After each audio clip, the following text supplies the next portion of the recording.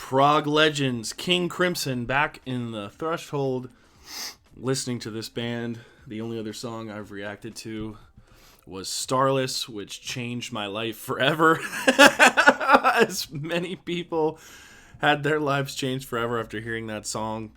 One of the most perfect songs I've ever heard in my entire life. King Crimson, Red, the opening track off of their album of the same title from 1974. I had an inkling this was the opening track, and then confirming it at the end, it makes a lot of sense. This feels like a rocket ship kind of steadily making its way into outer space and just traversing a dark, evil, universe. And really good. Just the mix. It's, again, trying to describe the feel it's invoking. Like, this is a perfect example of how a riff is so essential to a song, yet also how a riff in itself can be the song if it's good enough. I jotted down, an effective riff, Tony Iommi, Black Sabbath. A lot of those songs back in the day, they're crafted around the riff, and it's just so big.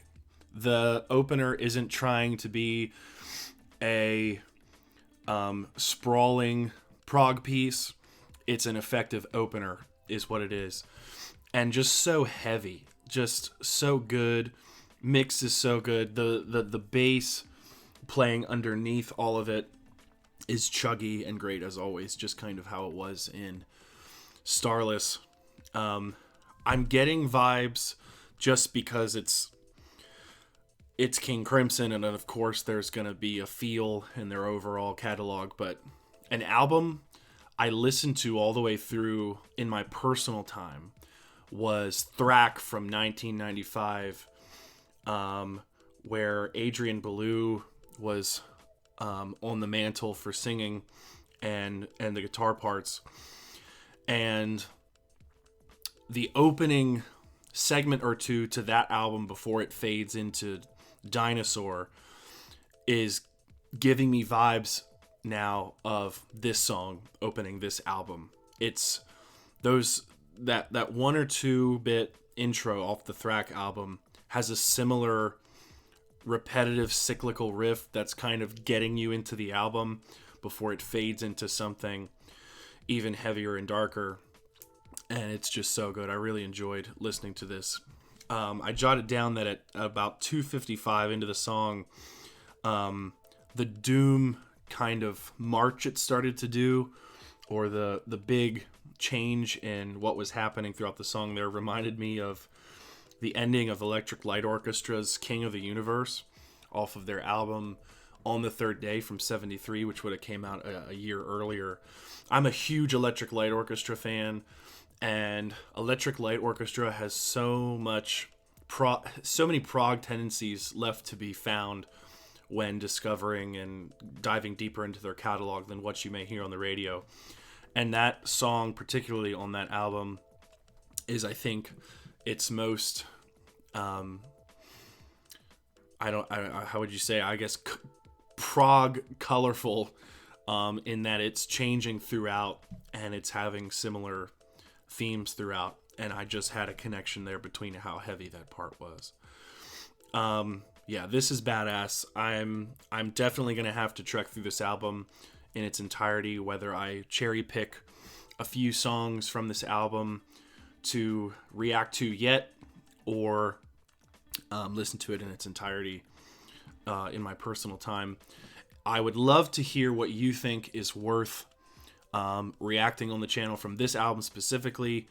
That might be a key deep cut or a fan favorite that I can note down to listen to on camera, that then I can save the rest for off camera.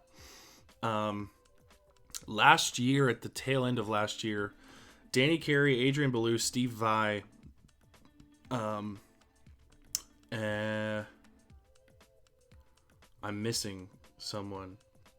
Tony Levin. I believe Tony Levin was involved in this project too, the Beat Project. Tony Levin also making appearances in Liquid Tension Experiment with John Petrucci and Dave Portnoy in the mid 90s, late 90s with their project. But Tony Levin being, I don't know if longtime bassist or bassist in the mid part of King Crimson's tenure, but I found Tony Levin in Liquid Tension Experiment before I realized he was in King Crimson, which is kind of ironic and cool. But yeah, they had the Beat Tour spanned a few cities and shows in the end of 2024, and I believe they were playing the 80s Crimson catalog, the Three of a Perfect Pair span. I want to say that's an album or two, maybe 3 albums of content that they were covering. And on the Prog Scope, a big favorite of mine in the prog metal scene is Devin Townsend, who had an album released last year, or it was either the end of last year or early this year, Power Nerd. And so when I dip into the prog scene, I have to bring these things up. I'm going to see Devin Townsend later this year, the first week of May, and I'm excited to see him again. I saw him first with Dream Theater and Animals as Leaders in 2023, and of course, I mean, if you've seen any live performances of Devin Townsend, he blows your face off exactly like you'd expect. But very, very, very cool King Crimson track to get into again. As I said, give me some more deep cuts or favorites off of this album specifically, because I'm really enjoying the spot I'm in with this sound, especially having already listened to Starless. And so I would love to wrap this album up with some favorites for y'all to react to. I hope you enjoyed. Like, comment, subscribe if you feel so inclined. I look forward to hearing your comments. I'll see you in the next one. Thank you so much for watching.